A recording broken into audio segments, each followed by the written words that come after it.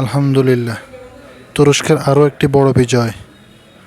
বন্ধুরা, সুদানের সরকারকে হটানোর জন্য বিদ্রোহী গোষ্ঠীরা রাজধানী খার্তুম সহ দেশের বেশিরভাগ অঞ্চলগুলো দখল করে নিয়েছিল।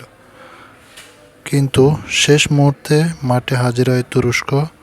তুরস্কের হস্তক্ষেপে বর্তমানে সুদানের সেনাবাহিনী রাজধানী খার্তুম সহ দেশের বেশিরভাগ জায়গাগুলো পুনর্দখল করে নিয়েছে। সেখানে বিদ্রোহীদের সরাসরি সমর্থন দিয়েছে আরব আমিরাত, আর তাদের সহযোগিতা করেছে ইসরায়েল এবং আমেরিকা।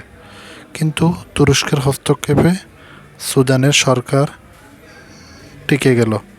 তো বন্ধুরা, বলা যায় এখানে তুরস্কের বিরুদ্ধে ইসরায়েল, আমেরিকা এবং আরব আমিরাত পরাজিত হয়েছে।